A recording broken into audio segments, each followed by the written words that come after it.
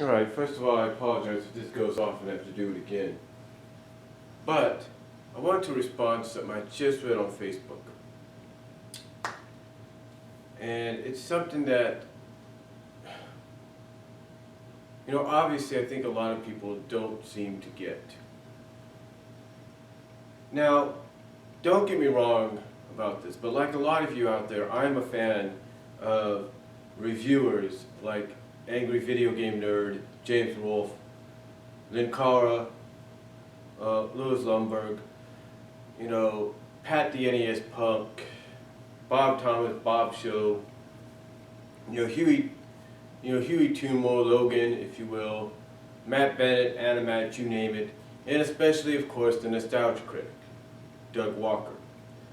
So, when I read this article, I looked at it and I'm like, seriously? I know a lot of people complain about the quality of videos, how they expect people to change up, be different. Heck, I've had people tell me, hey, you need to do this, you need to do that. And I come out here every now and then and I have to remind people, like I will now, I'm a shooter. I'm a guy that basically lets it go as it is. If I have to redo it, it's because, like I said, with the camera goes off early and I have to reshoot. No problem. But, that's me. And I'm used to it. And there are several other people that are used to it. Used to having people say, you need to do this, you need to do that. But let's take a look at it from Doug Walker's perspective. Here's a guy that since 2007, 2008, has been entertaining us with the Nostalgia Critic. Now, true, he took about almost half a year off of being the critic, or at least a couple months off being the critic, to try to recharge his brain. Of course, he did things like Demo Reel, which introduced us to Malcolm and Rachel, and now Malcolm and Tamron.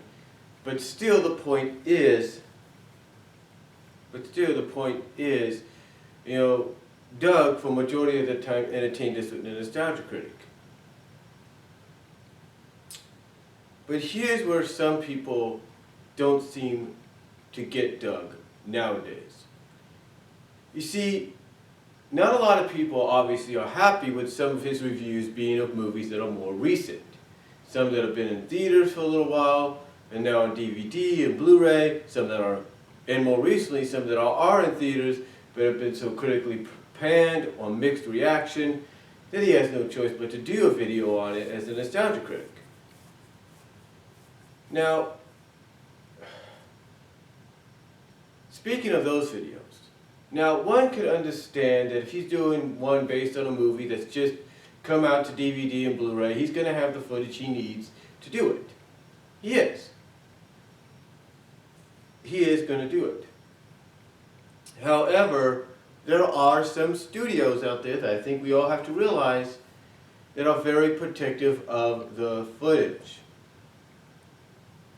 Which is why sometimes when he does a review, like let's say he does a review of a movie from Universal or Columbia Pictures and all that, yes, he shows it first on Channel Awesome or Screenwave or whatever they use as the first as the first video service that they use to showcase it. Then, later on, the next day or so, he'll put it on YouTube. Here's the thing though.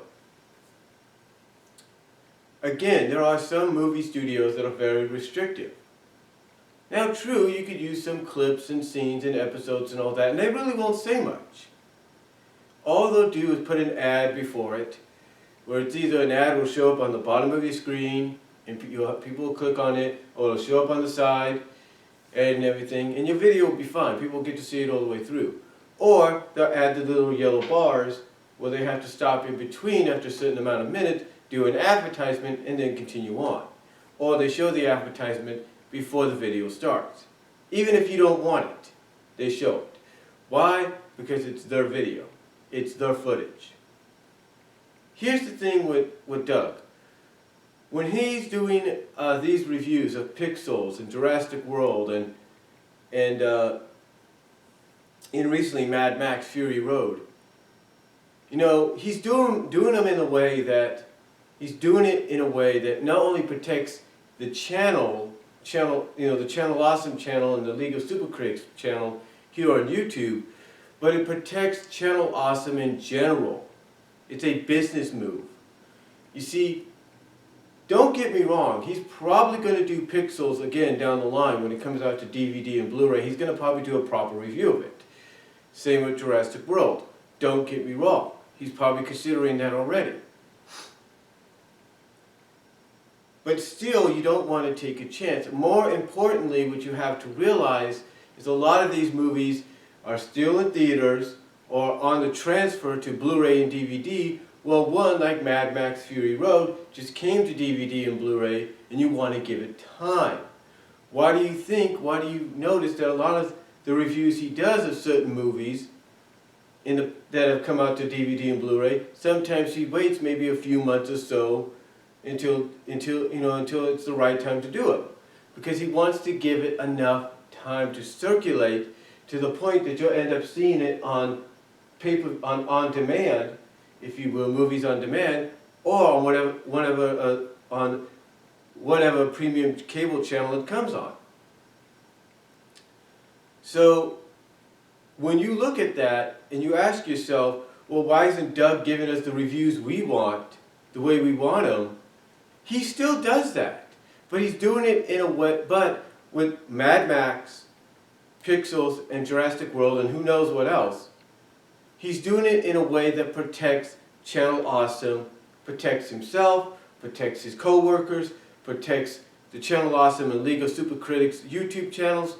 He's doing it basically to protect from lawsuits. Because think about it, if you're Universal, and a guy comes out like Nostalgia Critic and he does a review of Jurassic World and he's using footage of Jurassic World, old and everything, whether it's torrent footage or footage from the trailer or whatever, do you not think Universal's not going to want to get on him? Do you not think they worry that Universal will want to get on them about that? Of course they will, and they're afraid of lawsuits because of that. Same with Warner Brothers. Yeah, Mad Max just came out to DVD in Blu-ray and digital HD and on demand, but it's still a very recent DVD Blu-ray release, and it hasn't been out of theaters that long. If you catch my drift. Same with Pixels. And it's all about lawsuit. It's all about not taking any chances. I mean, nowadays there are certain studios out there that are stingy enough when it comes to copyright that even if you show one clip, maybe two, you'll end up getting flagged and your channel you end up getting a strike and your channel may end up going down. If you don't believe me, ask Angry Joe Vargas. Here's a guy that wants so desperately to show us Nintendo footage. He wants to do angry reviews of Nintendo games, but he can't because Nintendo would strike him. They would flag him, they would strike him, and that would be the end of the Angry Joe Show channel on YouTube, and he'd have to build it back up again. Do you think he really wants to do that? Do you think Doug Walker and those at Channel Awesome want to do that? No. Do you think James Wolfe liked the fact that temporarily, even though it was fixed and taken care of, that his channel got taken down one time? No, he didn't. Because he probably figured, you know what, I'm going to have to do another channel, I'm going to have to re-upload everything again. He didn't like it. Nobody likes doing that. I mean, look at me. Look at me. I thank God that I've been with this channel for 7 years. But this being my third channel on YouTube, I made the smart decision by saying, you know what, I'm not taking any chances. I made myself a backup channel on YouTube, BW Roses 98. I made myself a backup channel with Daily Motion. And ironically and coincidentally, I got another backup channel under my real name, Brian Walmer, thanks to joining Google+. So basically, I have my bases covered in case anything happens here. And yeah, do I like the fact that I'd have to re-upload everything? Or I'd have to start anew? No, I wouldn't. But guess what? I have myself backed up, I have myself ready. And I'm sure Doug Walker and everybody I've mentioned are probably sitting ready for that too. But you got to look at the options of channels, of other video services. Yeah, you got things like Manic Expression, that long-haired creepy guy, and Rowdy Steve, Chris Moore, Rowdy Reviewer, they use. You got Screenraver, which, James Wolfe, Louis Lundberg, Linkara, and even Doug Walker use as the first video service to upload the videos on to see if anything might happen. And that's another reason they use these other video sites, to see if maybe there's anything that might cause the videos to get taken down if they try to put them on YouTube. But again, getting back to Doug Walker and his reviewing style lately, especially with the ones where it's just him talking and his co-workers acting things out, it's more about trying to prevent copyright. And it's the fact that a lot of these three, and it's only three, think about it. It's only three. And those three are basically due to the fact that, one, like I said, with Mad Max just came out to Blu-ray and DVD recently, and is still kind of theatrically being shown around the world in some areas. Pixels, same way, it's coming, but it's still being shown in theaters, in several areas. And the same with Jurassic World. So, why do you think, in a sense, he doesn't want to use footage? Because if he used footage, the only kind of footage he'd be able to use is through the trailers, or the only kind of footage he'd be able to use is torrents. And he doesn't want to get in trouble for that. He doesn't. I mean, true, it is a change. It is a massive change. And this is a change that, yes, a lot of people have questioned since he's brought back the Nostalgia Critic. And quite frankly, I'll be honest with you, I was kind of worried about it myself, but once I got to watching some of his reviews, I started realizing, you know what? This isn't bad. This is pretty good. And the thing is, it gives him more options. I think I've talked about this before. It gives him more options. He doesn't have to keep relying on himself. He's got other people that he can actually put into the roles necessary. He can expand. And I think that's what some people don't understand. It's about expanding this franchise of his and making it something more, as well as expanding it cast-wise. Where you're not just relying on himself or his brother or a reviewer here or there. No. He's actually got people he can depend on now in Tamron and Malcolm, and even before that Rachel, as well as some other people he's working with. Why? Because of the fact that it takes less stress off him, and he's got the right people to put in the proper roles. I mean, think about it. When he did the Smurfs movie with Andre, Black Nerd Comedy, the ending of it, where they were parodying the fact that even something like a pet rock can end up being a franchise in a movie, he ended up having his friends, be the parodies of the actors and actresses that were in the Smurfs movie. You kind of get my drift?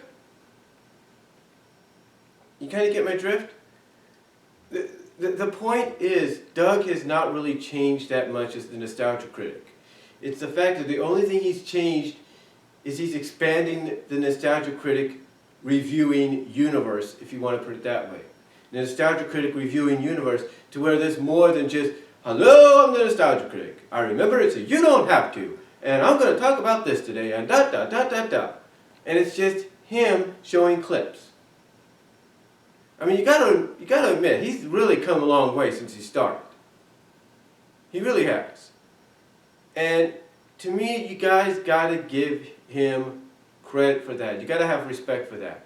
True, the style may not be the way it used to. Why do you think at times he does these editorials or these WTRs? Was that real? Because in a sense, these are basically throwbacks to the original style. They may be, the fact that they're short and they're not as long as his reviews. His reviews, as you would notice, are a lot more expanded out because, again, he has more options. He has more people to work with. You don't believe me? Check out his 8 Crazy Nights review. There you go. The point is, the point is, you may not totally like what Doug has done, or you may not totally like how he's doing these recent reviews where he's just talking and he and his fellow co-workers are acting out the scenes from the movie. But ask yourself this. If you knew people wanted you to review that movie, and you knew it was still in theaters or was transitioning over to Blu-ray DVD, but still yet in theaters, and even if on Blu-ray and DVD and digital HD and on demand, it was still in theaters elsewhere around the world, would you want a chance getting copyrighted, sued, struck, and all that by a studio like, let's say, Warner Brothers or Universal? Would you want to take that chance? Of course not. You want to give it time. You want to give it time. You want to say, you know what? I'm going to hold back on this. I'm going to see what happens. And there you go. That's what you do. And true, he may end up remaking these reviews months from now when they're all out on DVD and Blu-ray and on demand and digital HD and the dust is settled and maybe even started showing up on premiere channels like HBO and Starz and Showtime. Maybe then he'll start slowly remaking these reviews again to where he could use the footage without getting in trouble. Kind of catch my drift there? Alright.